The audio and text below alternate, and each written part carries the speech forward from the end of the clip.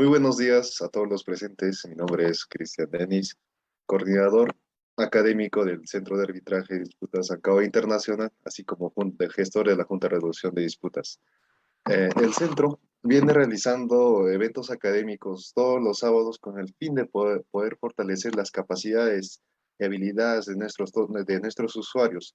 Es por ello que para esta ocasión tenemos el tema de conducción eficaz del arbitraje en contratación pública. Y como ponente tenemos al doctor Cristian Collantes, quien nos expondrá sobre este tema trascendental y de mayor importancia. Doctor, muy buenos días, ¿cómo está? Hola, buen día, Denis, buen día a los amigos de Ancagua y a todas las personas que nos acompañan desde tan temprano. Buen día a todos. Bueno, es menester saludar al doctor. El doctor es adscrito a la nómina de árbitros del CAR Internacional, también pertenece a nóminas nacionales e internacionales, cuenta con un posgrado en arbitraje comercial internacional y arbitraje de inversión por la American University Washington College of Law. Tiene una especialización en arbitraje, contrataciones del Estado y en Derecho Administrativo por la Pontificia Universidad Católica del Perú, autor de diversas publicaciones sobre arbitraje en contratación pública en revistas nacionales e internacionales. Es abogado asociado en Navarro Sologuro Paredes Gray Abogados, miembro de la Sociedad Peruana de Derecho de la Construcción y de las asociaciones de arbitraje con las más prestigiosas a nivel internacional. Eh, Doctor, yo creo que usted ya puede iniciar con el tema a abordar. Bueno, muchas gracias nuevamente, Denis, por el pase, por la invitación. En general, quiero agradecer en principio a Ancagua por la gentil invitación y felicitarlos, por supuesto, por la labor de promoción del arbitraje que cumplen que fomentan desde Cusco, en todo el Perú y ahora internacionalmente también. Felicitaciones por ello. Bueno, sin más, el tema que se me ha propuesto conversar o debatir sobre el día de hoy es acerca de la conducción eficaz en el arbitraje, en contrataciones del Estado. Te voy a pedir, Denis, por favor, me confirme si se puede ver la presentación sin problema. Correcto, doctor. Se puede apreciar. Listo, listo. Arrancamos entonces. Bueno, gracias en primer lugar a las personas que nos están acompañando desde redes sociales. Igual entiendo que es un poco complicado un sábado a horas de la madrugada, pero bastante bien. Gracias por compartir con nosotros este espacio y esperamos que podamos estar a la altura de las circunstancias. A ver, para hablar de conducción eficaz en el arbitraje en general, en el arbitraje en contrataciones del Estado en particular, eh, hay que hablar de dos temas muy puntuales. El primero, y he intentado estructurar esta presentación en base a estas dos ideas base, valga la redundancia, claro. La primera es qué son las tácticas de guerrilla y cómo funcionan, cómo operan las tácticas de guerrilla dentro del arbitraje local, el arbitraje internacional, a efectos de poder conocer un poco cuáles son esas vicisitudes, esos problemas, esas taras que existen dentro del arbitraje, no por el sistema arbitral en sí, ni por la normativa general, el decreto legislativo 1071, ley de arbitraje, o la norma especial para los contratos en los que una de las partes es una entidad de la administración pública, como es la ley de contrataciones del Estado y su reglamento. Esta ponencia no es, no pretende en modo alguno generar alguna crítica a estas normas, sino más bien a los operadores que hacen uso de estas normas. Llámese procuradores públicos, llámese abogados de la parte privada de un arbitraje, peritos, abogados, ingenieros, secretarios arbitrales, instituciones arbitrales, eh, que somos árbitros, ¿no? Que somos quienes recurrentemente utilizamos estas normas y no necesariamente lo hacemos siempre de la mejor manera. Y ello trastoca pues dos principios clave que son inherentes al proceso arbitral respecto de la justicia ordinaria o los procesos judiciales. Y me refiero pues a la celeridad, a la eficiencia en el arbitraje que se supone pues son dos notas características inherentes, repito, al arbitraje respecto del proceso ordinario y el proceso judicial. Entonces, el mal uso, la mala utilización, la utilización indebida de las normas o de los vacíos normativos en las normas, como la ley de arbitraje o la ley de contrataciones del Estado, eh, abre la puerta pues a prácticas indebidas, a prácticas dilatorias, a prácticas que tienen por objeto minar el arbitraje, dilatarlo, retrasarlo, eh, evitar que se conozca la verdad material de la controversia, evitar que se resuelva la controversia de manera oportuna y eficaz, y eso genera costos, sobrecostos a las partes, y trastocan pues la naturaleza misma de este, ¿no? Haciéndolo más denso, más extenso, y generando costos innecesarios a las partes. Bueno, dicho esto, luego de analizar estas tácticas de guerrilla, esas tácticas dilatorias, eh, listaremos, y este no es una lista cerrada, sino más bien abierta, de algunos hot topics, de algunos puntos clave eh, que van a servir de soporte, van a servir de referencia para evitar precisamente, para confrontar a estas tácticas de guerrilla y fomentar pues que el arbitraje no se trastoque, que el arbitraje cumpla con esos dos roles, con esas dos características que son tan de ella, ¿no? Tan del arbitraje, que son la eficiencia y la celeridad. Eh, bueno, entonces, dicho esto, vamos con la primera parte de esta presentación. Me refería yo a las tácticas de guerrilla, que no son otra cosa que un conjunto de prácticas destinadas a socavar la integridad del proceso arbitral, las mismas que pueden abarcar desde prácticas que bordean los límites éticos, ahora vamos a ver algunos ejemplos, eh, el abuso de derecho, a un debido proceso o fraude a una norma inclusive, con la finalidad de obtener determinada posición de beneficio ante el caso. A ver, listo. Estas tácticas de guerrilla tienen como principales rasgos característicos, decía la definición anterior, y ahí está la cita de la doctrina internacional que hace referencia precisamente a estas prácticas de guerrilla que ocurren tanto en el arbitraje local como en el arbitraje internacional. De hecho, en el arbitraje internacional, desde hace 5 o 6 años, hay tratados inclusive que estudian precisamente este tipo de eventos disruptivos, de eventos distorsionadores de las características natas del arbitraje, ¿no? Y algunos rasgos, decía yo, característicos de estas tácticas de guerrilla son la violación o el abuso de la ley, no ético de la ley, a reglas del proceso, por ejemplo, invocar la ley o las reglas para fines distintos para las cuales fueron pensadas originalmente estas normas. El objetivo es obstruir, retrasar, sabotear el arbitraje, a efectos de que no se conozca, de que no se resuelve la controversia, se conozca la verdad material, el asunto de fondo. Y esta ejecución, la utilización de estas tácticas de guerrilla es de forma deliberada. Es una decisión táctica consciente, es una estrategia procesal utilizada por la parte que pretende evitar se conozca precisamente el fondo de la controversia.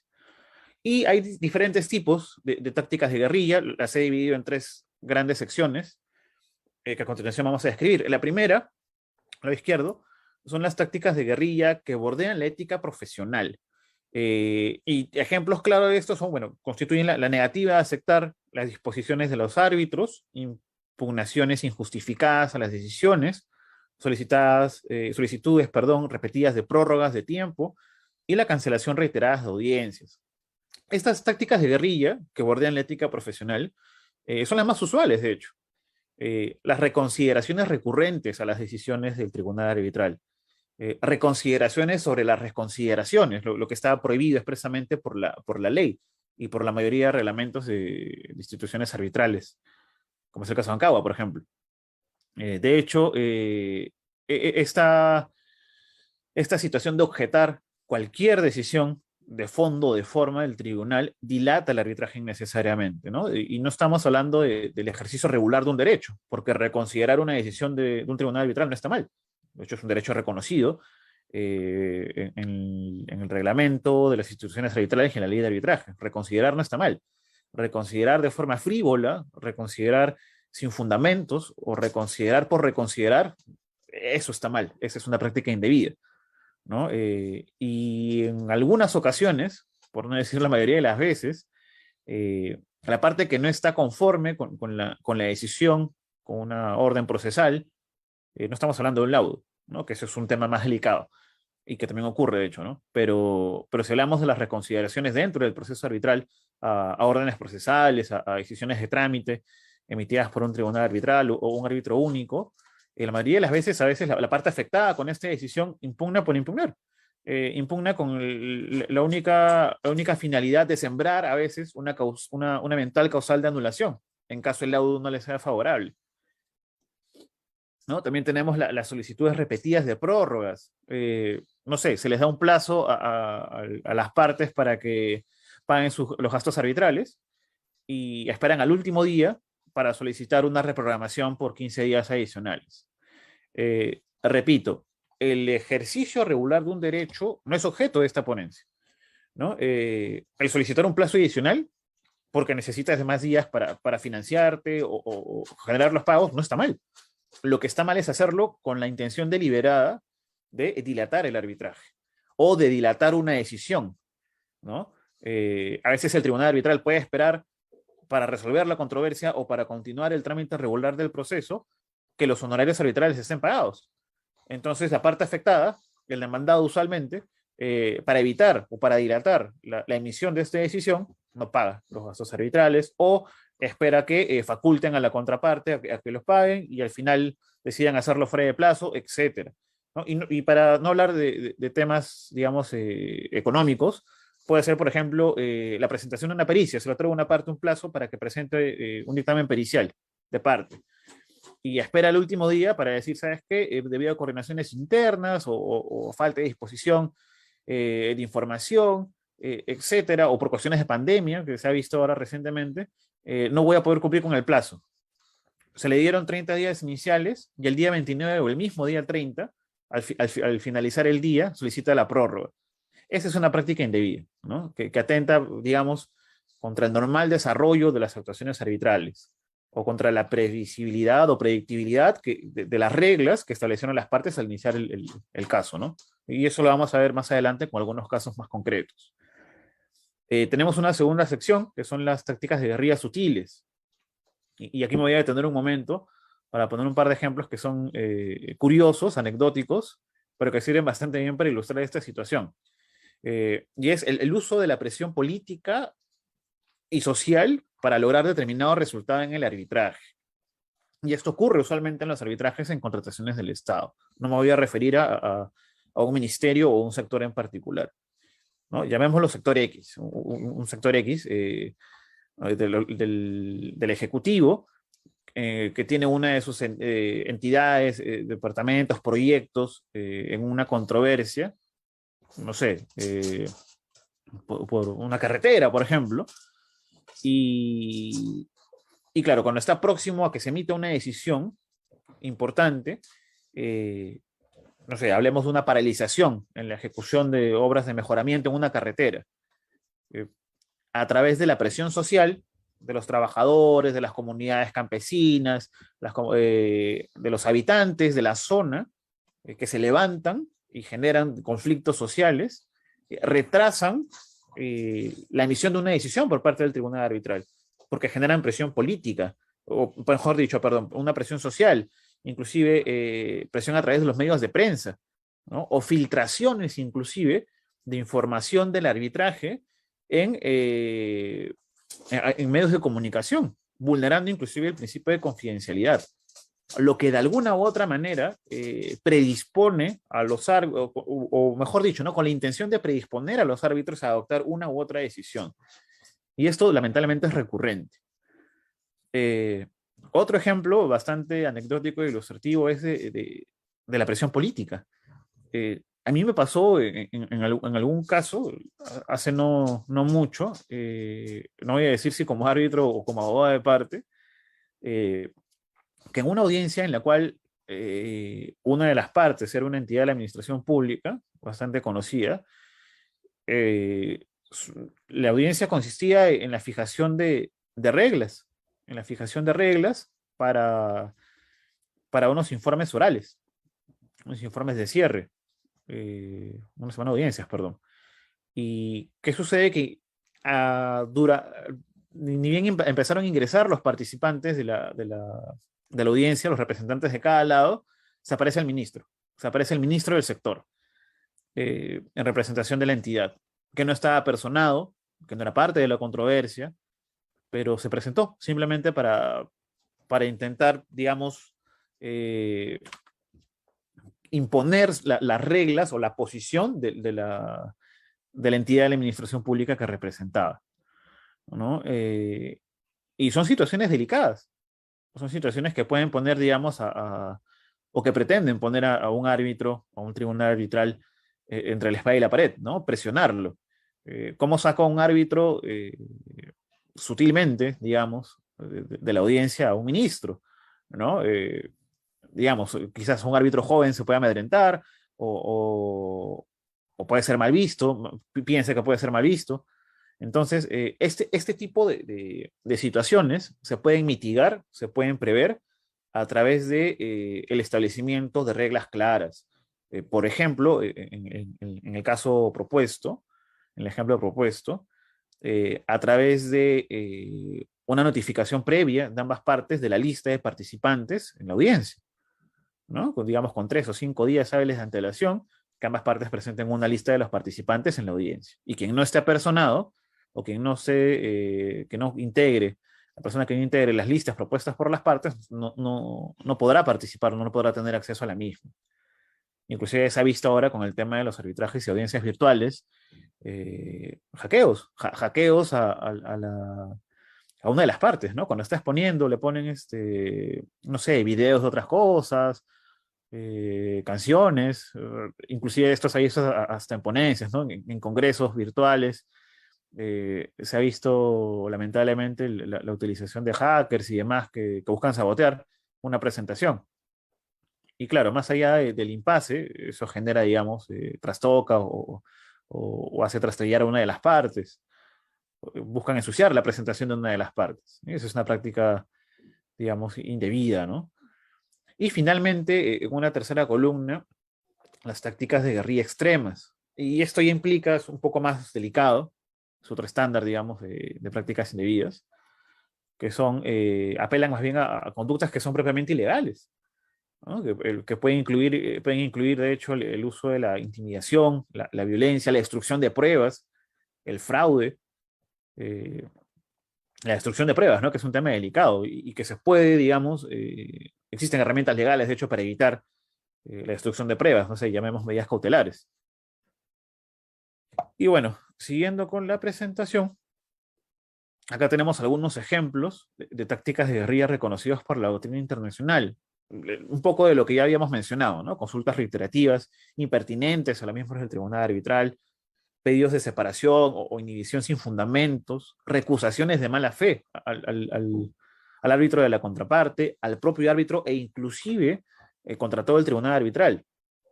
Repito, el recusar no está mal. El recusar es un derecho que tienen las partes, ¿no? Ante, digamos, una presunta violación a la independencia, imparcialidad de los árbitros que van a resolver la controversia. Eso no está mal, eso es correcto, eso es debido. Lo indebido es la recusación con deliberada mala fe, la recusación frívola, la recusación con la intención de dilatar el proceso arbitral. Recusar inclusive al árbitro que la propia parte designó, ¿no? Por hechos a pesar de que carecen hechos, a pesar de que no existen hechos sobrevinientes que hagan pensar, pues, la vulneración o el quebrantamiento de los deberes de imparcialidad e independencia, ¿no? Como lo establece expresamente la ley, como causal habilitante para que la propia parte que designó a su propio árbitro lo recuse. Entonces, esos son algunos ejemplos, ¿no? Cuestionamientos de mala fe a la experiencia profesional de los árbitros, cuando la ley no lo exige. Es el caso del árbitro de emergencia.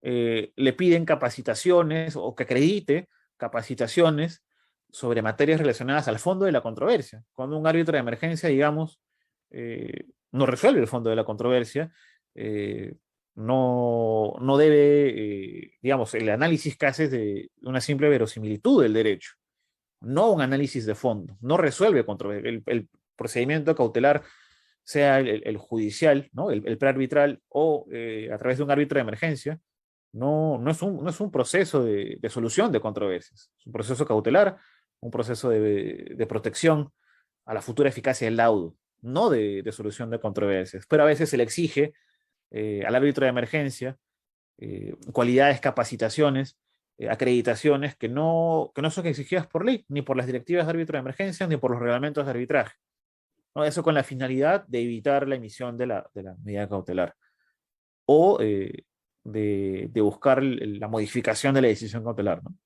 Lo cual es incorrecto. Esa no es la vía correcta, al menos. Bueno, un último ejemplo, solicitudes de desistimiento y, y desistimientos del desistimiento, ¿no? Digamos, una de las partes se desista alguna de sus pretensiones, hace un bluff, digamos, y luego se desiste del desistimiento. O ¿sabes qué? Presenta un escrito dejando sin efecto el desistimiento. O sea, ¿y todo esto para qué? Para ir ganando tiempo. Y esa también es una práctica indebida.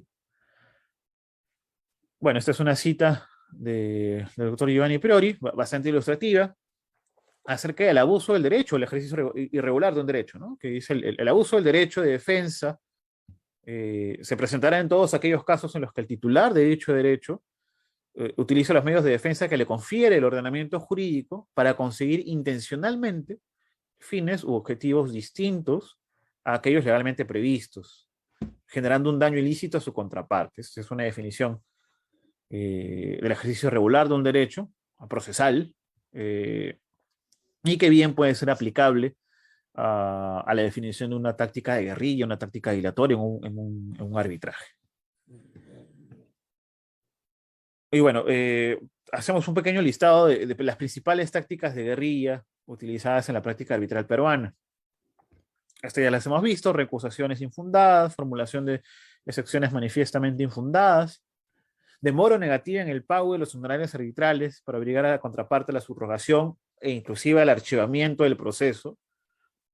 Y esto, de hecho, sucede aquí como sucede en arbitrajes altamente complejos, internacionales, la Cámara de Comercio Internacional, por ejemplo, en los que, digamos, la parte reclamante, el demandante, a veces no cuenta con la caja suficiente para afrontar un proceso arbitral que por la complejidad que demanda puede ser altamente costoso. De repente, para probar el derecho, el demandante tiene que apelar dos o tres informes periciales, dos o tres expertos legales, y ello conlleva, digamos, tener un respaldo financiero suficiente. Y a veces no necesariamente ocurre ello.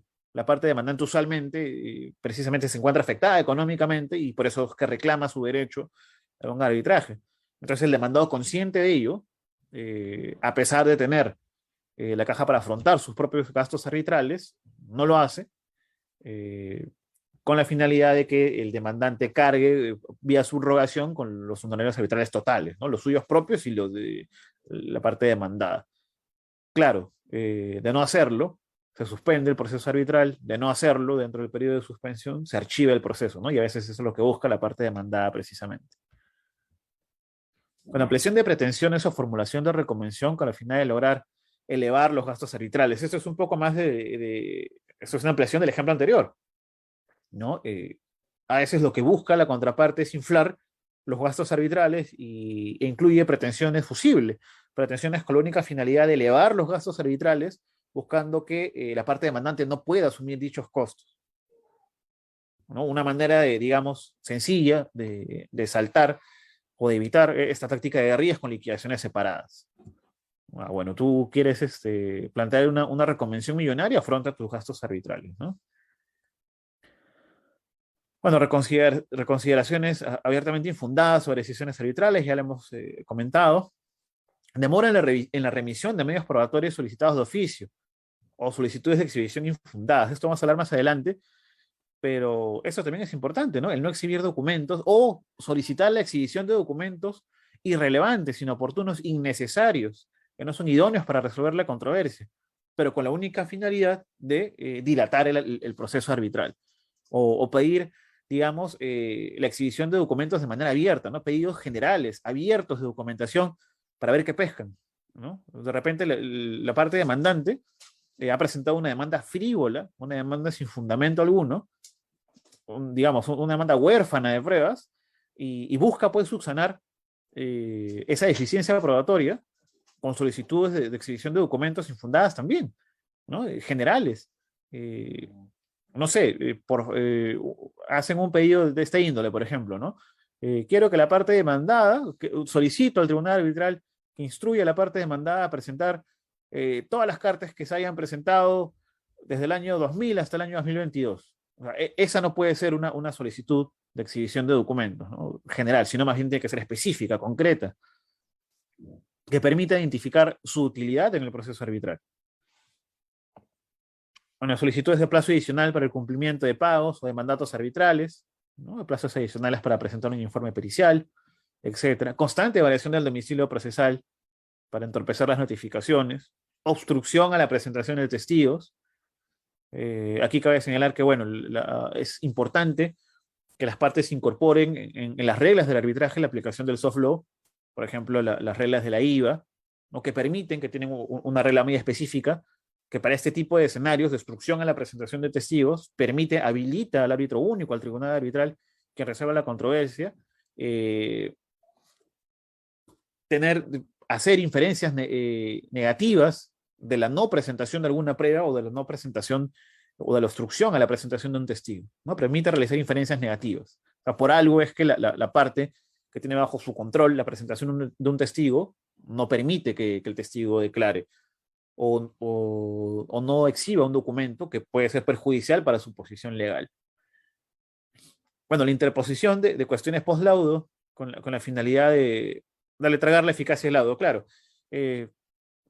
Muchas veces se discute acerca de la motivación de los laudos, de los laudos.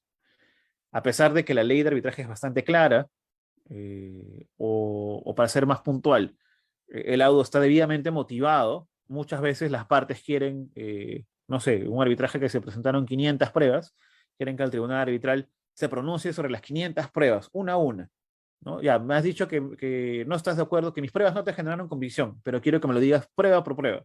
Un pronunciamiento específico, concreto, por cada una de las pruebas.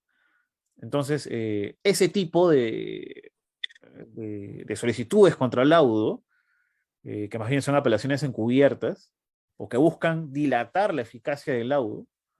Ustedes saben, luego de emitido el laudo se tiene un plazo, digamos, de 10, 15 días para presentar solicitudes contra el laudo, 10, 15 días adicionales para contestar esas solicitudes y 10 o 15 días adicionales, incluso en algunos reglamentos prorrogables, para que el tribunal arbitral, el árbitro único, se pronuncie sobre las solicitudes contra el laudo. Entonces ahí pasa mes y medio en el que se puede dilatar injustificadamente, innecesariamente un arbitraje, o una obligación de pago que se dicta en el laudo. Entonces, esa también es una táctica de guerrilla cuando es utilizada indebidamente. Repito, el ejercicio regular de un derecho es el ejercicio regular de un derecho. Pero buscar sacarle la vuelta a la ley o utilizar un instrumento, una norma legal, para obtener un beneficio injustificado, esa es una táctica de guerrilla. Y este es un ejemplo concreto de lo que ocurre en el caso de las medidas cautelares emitidas por árbitro de emergencia. ¿En qué sucede? Que la ley de arbitraje determina en su artículo 47 que las medidas cautelares solicitadas por autoridad judicial, y esto es, digamos, extensible al tema del árbitro de emergencia, para hablar de manera más concreta, las medidas cautelares obtenidas antes del proceso arbitral pueden perder su eficacia en dos determinados supuestos. Primero, cuando la parte que beneficiada o la parte que solicitó la medida cautelar no inicia el arbitraje, no inicia el proceso arbitral dentro de los 10 días hábiles siguientes, o cuando el tribunal arbitral, que va a conocer el proceso de fondo, no se constituye dentro de 90 días de dictada la medida.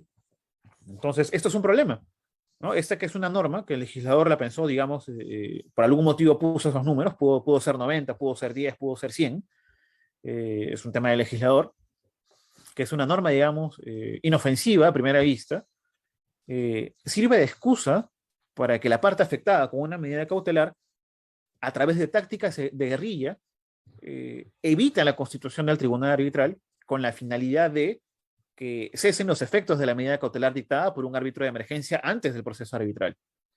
Entonces, es una norma que es inofensiva a primera vista, pero que, mal pensada, genera incentivos para que la parte afectada por la medida cautelar evite la constitución. ¿Cómo? La constitución del tribunal arbitral dentro de los 90 días, por ejemplo.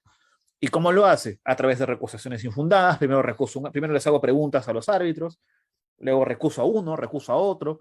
Una recusación, resolver una recusación, a veces demora un mes, mes y medio, 2 meses, 3 meses. Hay casos más graves, más exagerados, que demora 6 meses, o más inclusive, lamentablemente. Y claro, pasan los 90 días sin que el tribunal arbitral se constituya y los efectos de la medida cautelar cesan. Entonces, se puede defraudar la ley a través de interpretaciones antojadizas, a través de, digamos, prácticas dilatorias, ¿no? Tácticas de guerrilla. ¿Y cuál es la solución a estos problemas, a esas tácticas de guerrilla? Esta es una frase que me pareció bastante interesante, que es pulverizar el obstáculo sin destruir la máquina. La máquina es el arbitraje. El obstáculo es la táctica de guerrilla. ¿Cómo se hace esto? Bueno, tenemos normas que dan cobertura a este tipo de escenarios, que pueden confrontar este tipo de escenarios. El artículo 2 del Código Procesal Civil es bastante ilustrativo, del Código Civil, perdón, es bastante ilustrativo. Respecto, por ejemplo, lo que yo les comentaba, la táctica de guerrilla extrema, de destruir un medio probatorio, tiene las medidas cautelares que permiten suprimir el abuso irregular, el abuso, el ejercicio irregular de un derecho. Eso está reconocido constitucionalmente también. La Constitución no ampara el abuso de derecho. Y bueno, aquí algunas herramientas, ¿no? Las liquidaciones separadas, las reglas del arbitraje, de esto nos vamos a pronunciar en breve. Eliminar las prácticas procesaloides. Esto es importante. Las prácticas que son excesivamente ritualistas. Digamos, no hay ningún problema con el Código Procesal Civil, no hay ningún problema con la justicia ordinaria, con los procesos judiciales, pero la dinámica del arbitraje es diferente. Cada uno tiene sus bondades y sus defectos, ¿no? Pero importar, traer, venir con esas taras no procesales, no procesaloides, que son excesivamente procesales, excesivamente ritualistas, excesivamente formalistas, le hace un daño al arbitraje. Implementar un sistema de multas. Ahí les dejo un informe de la Cámara de Comercio Internacional referido precisamente a esto, al sistema de multas, que es precisamente lo que se busca es, digamos, generar incentivos a las partes para, o mejor dicho, desincentivar a las partes a aplicar tácticas dilatorias, porque si lo haces, no sé, presentas excesivas reconsideraciones que son infundadas durante el proceso arbitral, por un número X de decisiones infundadas sobre reconsideraciones frívolas o reconsideraciones de mala fe infundadas, se te aplica una penalidad o se va a ver reflejado de alguna u otra manera en la condena de gastos arbitrales al final del proceso. Quiero hacer un paréntesis para hablar de las tácticas de guerrilla al interior del tribunal arbitral. Eso también sucede. O sea, era lo que les decía inicialmente. Las prácticas, las malas prácticas procesales, las malas estrategias, no son exclusivas de los abogados del lado privado, de los abogados del lado público, sino también pueden ocurrir dentro de un proceso, dentro del tribunal arbitral, ¿no? Lo que la doctrina internacional, eso no lo digo yo, denominan como árbitro guerrillero. Aquí algunos ejemplos, ¿no? Básicamente estamos ante acciones que atentan contra el orden, la celeridad y claridad de las deliberaciones arbitrales. Anticipación de la decisión a la parte que lo designó. Digamos, hay una negociación previa, hay una tratativa previa, una explicación del caso previa, que busca direccionar al árbitro previa a su designación, es decir, a ver, te explico el caso, y si opinas como yo quiero que opines, o si opinas de manera favorable a mi caso, te designo. Hostilidad del árbitro frente a los abogados o testigos de la parte que no lo designó. Eh, mm, esto parte de una idea errada, que a veces se piensa que un árbitro es mejor mientras más incisivo es con las partes. Y ello puede ocurrir sin ningún problema, son estilos, pero a veces sucede, y es muy evidente, que un árbitro designado por una de las partes sea incisivo únicamente, exclusivamente, con la parte que no lo designó. Eh, ello puede ser correcto en la medida que casualmente la parte que no lo haya designado haya presentado, por ejemplo, una demanda frívola, una demanda de mala fe, o haya querido sorprender al tribunal, digamos, con pruebas indebidas, con pruebas que no demuestran lo que alegan, etcétera. Pero hay casos en los que no necesariamente es así, sino que, no sé, digamos, un árbitro eh, tiene una participación, digamos, débil, omisiva, durante toda durante el interrogatorio de los testigos, durante el interrogatorio de los peritos, eh, no pregunta y únicamente enlista sus baterías, sus preguntas contra la parte que no le designó. En un momento clave del arbitraje, ¿no? O de las audiencias. O a veces, digamos, puede fungir de abogado de una de las partes, puede venir con las preguntas predigitadas. Ello ocurre, lamentablemente, ocurre.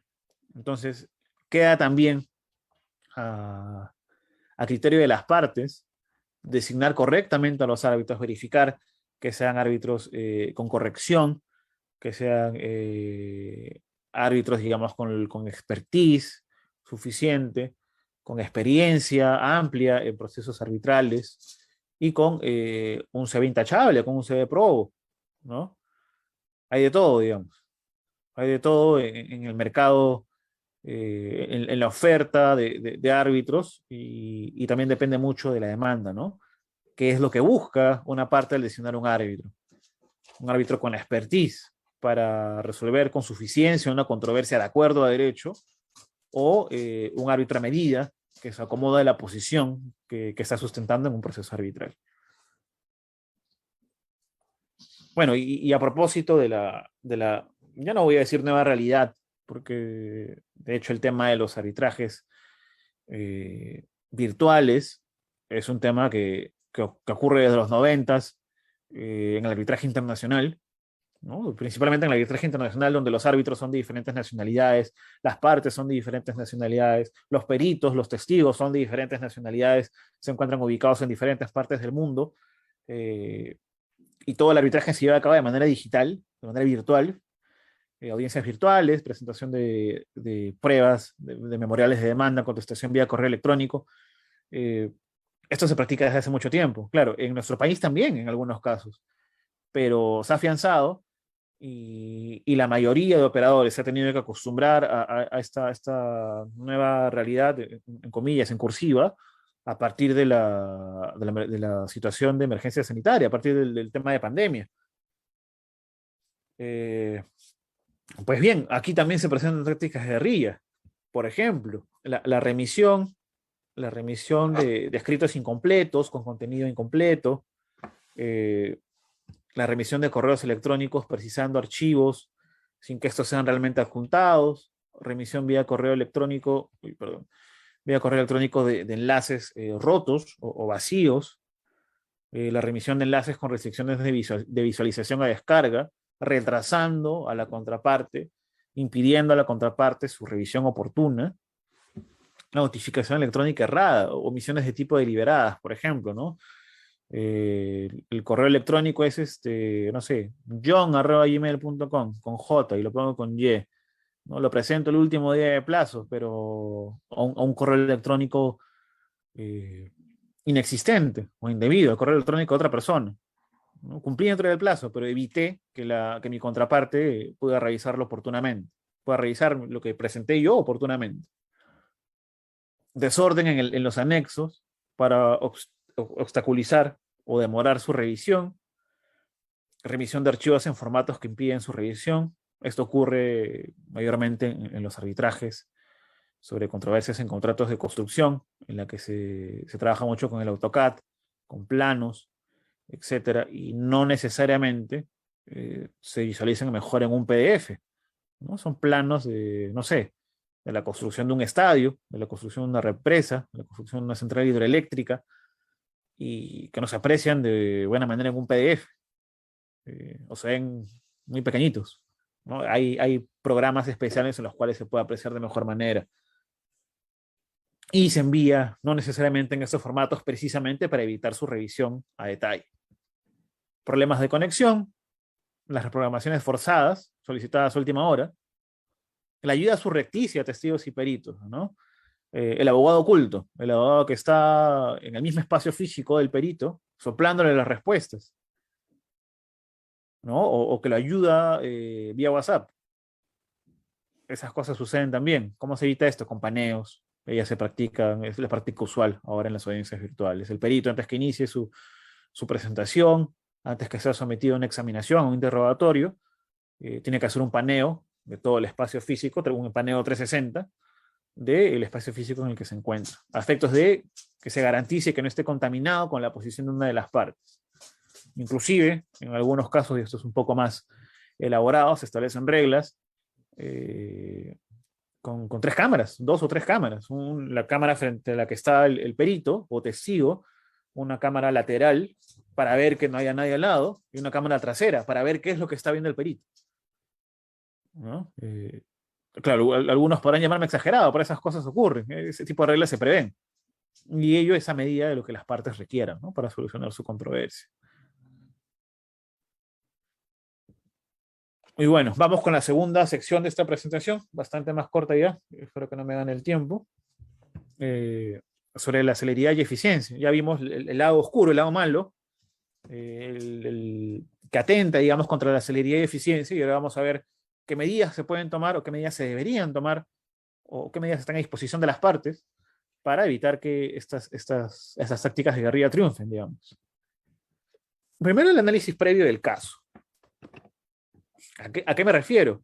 A que en realidad se puede ahorrar mucho tiempo y dinero si no se litigan asuntos con pocas o nulas probabilidades de éxito, que no valen su costo, la inversión en tiempo, ¿no? Que distraen otras prioridades o que, digamos, bajo un análisis costo-beneficio, no justifican el poner un equipo legal a trabajar en una demanda que no va a llegar a buen puerto, ¿no? Y eso es un tema que no se debe analizar únicamente antes de iniciar un arbitraje, sino durante el arbitraje también. Y esto es importante, porque va a permitir inclusive evaluar, explorar otras posibilidades como el de una transacción, una conciliación. Un procedimiento bespoke, ¿no? Con reglas a la medida. Y ese tema es clave porque está referido a las reglas del arbitraje, a esa oportunidad en la que ambas partes negocian, proponen cuáles van a ser las reglas, cuáles van a ser los plazos, cuáles van a ser las oportunidades, las formas, los modos en los que se va a llevar a cabo el proceso arbitral. Entonces, es importante que una de las partes o ambas tomen la iniciativa de ponerse en contacto para poder negociar qué plazos son los que convienen o los que va a necesitar cada parte, hasta dónde se puede ceder. Yo quiero 20 días para presentar mi memorial de demanda. Yo considero que son 40 porque voy a presentar pericias. Ok, yo quiero 40, yo quiero 20. Bueno, llegamos a 30, pues, ¿no? A 30 días hábiles. En mi demanda voy a presentar pericias o voy a ofrecerlas para presentarlas posteriormente. Ok, dispongamos una etapa de presentación de pericias simultáneamente. No sé. Vamos, la autonomía privada es la nota clave en el arbitraje. La autoprogramación de reglas, ¿no? ¿Dónde se materializan? En las reglas del arbitraje. En el momento que las partes van a establecer cuáles van a ser las reglas del juego, esa es la oportunidad clave para que ambas partes puedan exponer sus ideas, puedan llegar a consensos, a acuerdos, para que el arbitraje efectivamente sea célere y eficiente, ¿no? Que se ajusten a la medida, a las necesidades y a las dificultades de cada parte. Entonces, claro, si en las conferencias previas, en las llamadas previas, no se llega a un acuerdo, bueno, van, digamos, eliminando de la lista de desacuerdos, o digamos, de la lista de pendientes, de la lista de propuestas, algunas, la mitad de repente llegan a un acuerdo y ya quedan muy pocas para a través de escritos dirigidos al tribunal arbitral, al árbitro único, perdón, quien resuelve la controversia, eh, ya una propuesta más reducida de reglas, ¿no? Determinar cuántas rondas de escrito van a haber, demanda, contestación, réplica y dúplica, por escrito, plazos, etcétera. Establecer un calendario procesal realista, esto va de la mano con el punto anterior, ¿no? De las reglas arbitrales. La importancia de un calendario procesal que, que sea cumplible, no un calendario procesal que es un saludo a la bandera, ¿no? ¿Y qué va a permitir el establecimiento de un calendario procesal? No solamente la oportunidad de presentación de las memoriales de demanda, contestación, reconvención de ser el caso, contestación de reconvención, réplica y dúplica, no, sino que además va a permitir programar, agendar con bastante antelación cuál va a ser la semana de audiencias, ¿no? O las fechas de audiencia única. Y eso es importante porque mitiga la posibilidad de reprogramaciones de mala fe. No de las reprogramaciones naturales. No sé, alguien cae, el abogado que está a cargo del caso cae enfermo, el perito no tiene disponibilidad, vamos, no hay problema, se tiene que reprogramar. Pero, pero solicitar una reprogramación a última hora, digamos, no es lo correcto. Entonces, la idea es hacer que el procedimiento arbitral sea controlado, sea predecible, y cumplir el calendario va a ayudar a tomar también las previsiones financieras necesarias. Claro, un arbitraje que es complejo, en la cual intervienen 2 o 3 peritos, hablemos, por ejemplo, de una controversia de un contrato de obra, en la cual participan 2 o 3 peritos, uno que te demuestra el tema de plazos, otro que el tema de pérdida de productividad, etcétera, implica tener una espalda financiera, porque inclusive el Estado también presentará contrapericias y tiene que contratar un perito que va a cobrar por sus servicios profesionales eh, al momento de exponer a una audiencia. Entonces, programar esto en un calendario procesal va a ayudar también a programar los gastos financieros en los que se va a tener que incurrir durante el proceso arbitral. Y también, por supuesto, el tiempo de preparación de los abogados para sustentar sus alegatos de presentación, para preparar sus interrogatorios a los peritos, para preparar su presentación de alegatos de clausura, entre otros. Bueno, y estas reglas para programación de audiencias, es lo mismo que estamos comentando en su momento, establecer reglas y plazos para reprogramación, ¿no?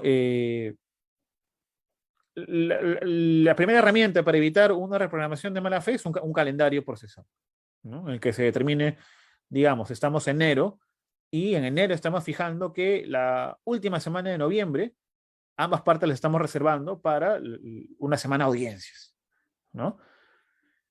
Y, y claro, se puede incluir, y es por eso que incluye esta lámina también, reglas para reprogramar la audiencia. Por ejemplo, para reprogramar una audiencia se deberá hacer con, no sé, 7 días hábiles de anticipación, 10 días hábiles de anticipación a la fecha de la audiencia y deberá ser acreditadamente probada. No es que no puedo porque no puedo. No, tengo que sustentar documentalmente por qué no voy a poder, ¿no?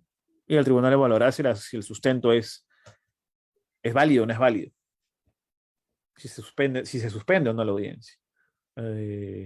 Me pasó hace poco, igual no voy a mencionar si como árbitro o como abogado de parte, que en un proceso arbitral en el que se había programado casi con un año de anticipación las fechas de la audiencia, eso es con una entidad, arbitraje en contratación pública, se fijó con anticipación las fechas tribunal, Estado y privado fijaron las fechas, reservaron una semana para audiencias con un año de anticipación y 2 días, o sea, luego transcurrido casi un año, ¿no? 2 días antes de iniciar la semana de audiencias, pidió una reprogramación. Y el sustento era que simplemente no podían, y no había más. Y no se presentaron a las audiencias, de hecho. Entonces, obligadamente se tuvo que reprogramar. Pero, ¿qué pasa con la parte que sí se preparó? ¿Qué pasa con la parte que invirtió recursos? No hablo solamente de recursos económicos, sino del factor tiempo. Todo el tiempo que empleó para prepararse, ¿no? Eso se puede mitigar con reglas claras para reprogramar la audiencia. El sistema de multas, esto ya lo habíamos adelantado, en la condena de gastos arbitrales o durante el arbitraje, eh, establecer multas, sanciones para la parte que utiliza tácticas de guerrilla y que se liquidan en el laudo al momento de la determinación de gastos arbitrales. Hay una guía para ello, lo estoy dejando en el link de la presentación. La notificación directa, electrónica versus el correr traslado. El correr traslado es una práctica, era lo que yo les mencionaba tempranamente, procesaloide, ¿no? Excesivamente ritualista. El correr traslado es una práctica muy procesal, muy judicial, y que en el arbitraje no debe ser. La notificación debe ser directa, vía electrónica, sin necesidad de pronunciamiento del tribunal, con copia a todos los involucrados, incluida la contraparte, y ello que permite el inicio automático del cómputo de los plazos. Si cada parte tiene 20 días para presentar sus escritos de posición de fondo, llámese demanda, contestación, etc., el demandante lo presenta el día 20 y no necesita que el tribunal arbitral emita una orden procesal, una decisión procesal, diciendo, ok, se tiene por admitida la demanda y a partir de aquí corre ese traslado 20 días. No, esas prácticas octogenarias ya no van más, o no deberían ir más. Al día 20 el demandante notifica su demanda vía correo electrónico con copia al demandado y desde ese momento, sin pronunciamiento absolutamente nadie, ni de la Secretaría, ni del Tribunal Arbitral, ni de nadie, empieza a correr automáticamente el plazo para que el demandado presente su demanda y ese es el caso de reconvención. Esa es la manera de emplear un arbitraje de manera célere. Permitir la aplicación del soft law. Esto es súper importante. Digamos, tenemos reglas de derecho blando, ¿no? Guías reconocidas internacionalmente, la práctica internacional arbitral, como por ejemplo las reglas de la IVA, de la International Bar Association, sobre conflictos de intereses en el arbitraje.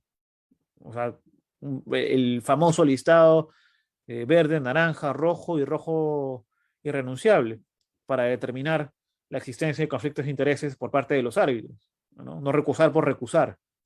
Reglas claras para evitar recusaciones manifiestamente infundadas, ¿no? Con la intención deliberada de dilatar el arbitraje. La guía de la IVA también sobre práctica de pruebas, también importante, para la participación de los testigos y peritos durante el proceso arbitral. La guía sobre representación de parte en el arbitraje internacional, que muchas veces las partes, una de las partes es bastante, o ambas a veces son reticentes, tienen mucho recelo a incluir esta guía de la IVA sobre representación de parte en el arbitraje internacional como parte de las reglas del arbitraje, porque, digamos, abre la puerta a levantar el velo de posibles conflictos de interés, de prácticas indebidas por parte de los abogados de ambas partes, de la relación que pueda tener un abogado con los árbitros en una controversia, las prácticas indebidas. Y bueno, la guía sobre conducción eficaz del arbitraje de la Cámara de Comercio Internacional. Y esta última guía es bastante interesante, de hecho, porque detalladamente hace un análisis de los pros y contras en las distintas etapas del proceso arbitral, antes de que inicie, con la presentación de la demanda, contestación, reconvención de ser el caso, en las audiencias, la etapa de producción de documentos, exhibición de documentos, la emisión del laudo, los pros y contras que deben evaluar ambas partes para para conducir de mejor manera el proceso arbitral y este sea eficiente. ¿No? A veces se ve procesos arbitrales con 20 testigos, 10 peritos, semanas de audiencias, que si no se coordinan adecuadamente, termina siendo bastante infructífero. Si termina dilatando innecesariamente el proceso arbitral. Eh, Inclusive para casos de arbitrajes multipartes, esta última guía de conducción eficaz del arbitraje de la ICC es bastante ilustrativa y debe ser revisada por todos los involucrados, todos los que arbitramos, somos árbitros o abogados de parte en estos litigios, ¿no? Y esto también lo mencioné hace un momento, la etapa de producción de documentos, de exhibición de documentos. Usualmente una parte, lo usual es que cada parte presenta sus pruebas y con sus pruebas pretende demostrar su posición en un arbitraje. Sin embargo, ello no necesariamente ocurre así, sino que muchas veces existen pruebas clave que no están en posición de la parte reclamante, sino están en posición de la parte demandada, y que más bien es necesario que el tribunal arbitral instruya a esta parte a que presente, exhiba determinados documentos que van a permitir aclarar o dilucidar de mejor manera la controversia.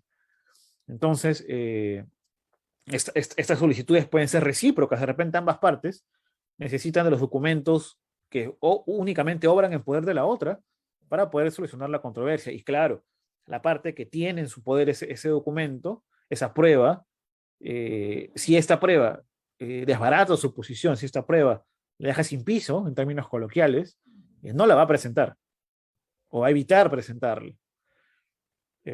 Y muchas veces sucede que sobre texto, bajo la excusa de solicitar la exhibición de documentos, muchas veces estas solicitudes de exhibición de documentos también son frívolas, también son tácticas de guerrilla, también tienen por finalidad dilatar el arbitraje. Era lo que yo les mencionaba ya hace un rato con algunos ejemplos, ¿no? De solicitar documentos de manera general para ver qué pescan, para ver cómo subsanan ese déficit probatorio.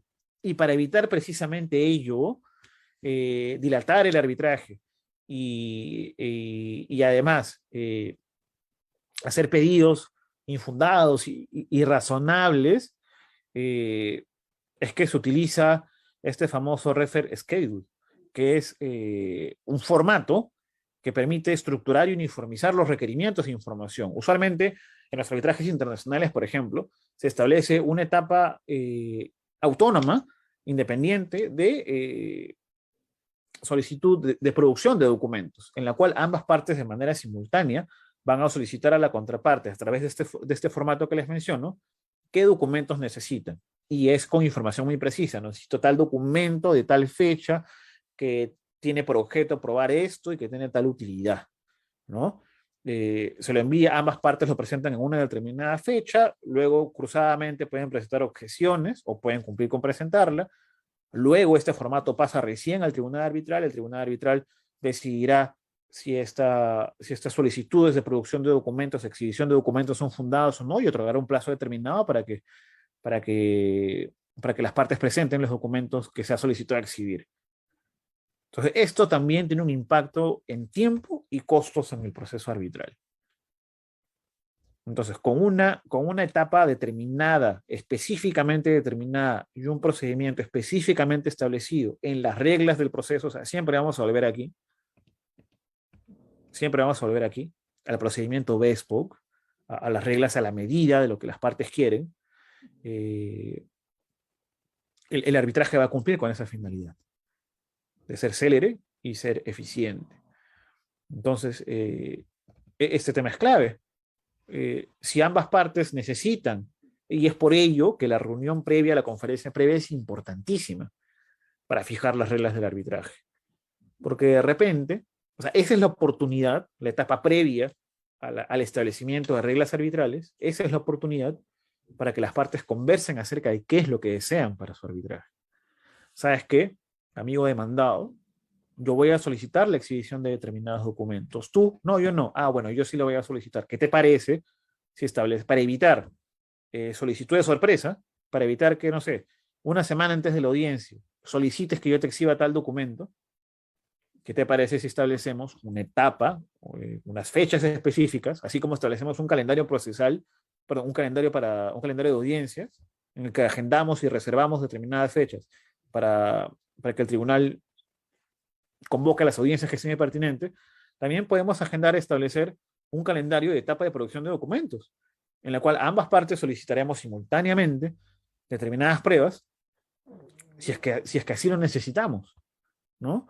Con un plazo para solicitar la exhibición de la prueba, un plazo para contestar esa solicitud, un plazo para objetar esa solicitud, un plazo para que el tribunal resuelva esa solicitud y un plazo para presentar las pruebas conforme lo ordena el tribunal. Entonces, esto se puede establecer desde el saque, desde el inicio, con reglas del arbitraje claras. Y bueno, finalmente, la determinación anticipada de alguna controversia, más conocida como la bifurcación. En este caso, eh, las partes pueden solicitar al tribunal arbitral, al árbitro único, que emita laudos parciales, cuando existen temas de jurisdicción o de responsabilidad, temas de caducidad o de prescripción, o sea, las excepciones, ¿no? ¿Para qué esperar a, a que, no sé, esperamos un año y medio para que en la emisión de laudo el tribunal arbitral o el árbitro único me diga que no es competente? ¿Para qué esperar? Ahorrémonos costos, ahorrémonos tiempo, a través de pedidos de laudos parciales que resuelvan estos temas, y luego, con cabeza fría y limpiando la cancha, se pueda discutir sobre los temas de fondo, ¿no? Esto también podría incentivar a las partes a negociar una transacción. Imagínense pues un laudo parcial en el que se le pide al tribunal arbitral que determine la responsabilidad sobre un determinado hecho, un incumplimiento puntual, ¿no? Que gatilla en cascada el resarcimiento de daños, otros incumplimientos, etcétera. Si el laudo parcial determina que una de las partes es responsable, va a incentivar más bien para qué esperar al laudo definitivo. Las partes de repente se pueden sentar e intentar resolver amigablemente lo que queda de la controversia. Y por supuesto, estos pedidos, es la última línea de esta lámina, tienen que ser razonables, porque pueden ser también pedidos de mala fe, en los que la parte solicitante de estos laudos parciales, también ocurre con el tema de las medidas cautelares de árbitro de emergencia, o mejor dicho, las medidas cautelares dentro del arbitraje, las medidas cautelares solicitadas a un tribunal arbitral ya constituido, se solicitan para tomarle la temperatura al tribunal arbitral. No para resolver una controversia anticipadamente, no para solicitar una medida cautelar anticipadamente que proteja la eficacia del futuro laudo, no, sino más bien para tomarle la temperatura a los árbitros, para ver cómo piensan.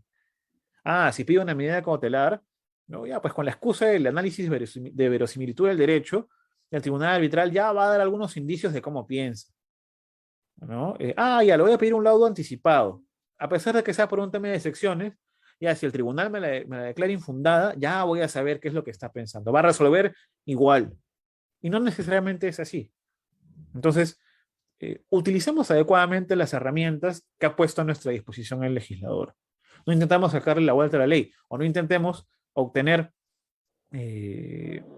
ventajas indebidas sobre normas que son inofensivas, sobre normas que no fueron pensadas para los fines que pretenden las partes.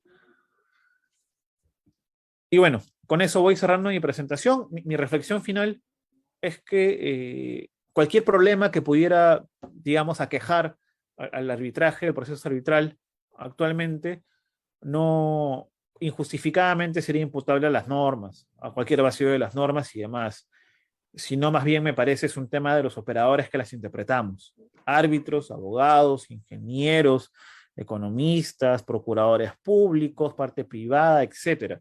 O sea, más importante que la norma es la labor del operador que la interpreta.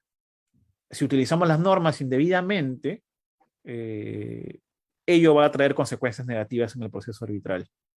Entonces, mejoremos el estándar, no tengamos miedo al soft law, a aplicar, incluir dentro de nuestras reglas de arbitraje las normas del soft law, las guías, los estándares internacionales, porque eso va a enriquecer nuestra realidad, va a enriquecer nuestros procesos arbitrales. Y repito, y con esto ya termino definitivamente, las reglas del arbitraje.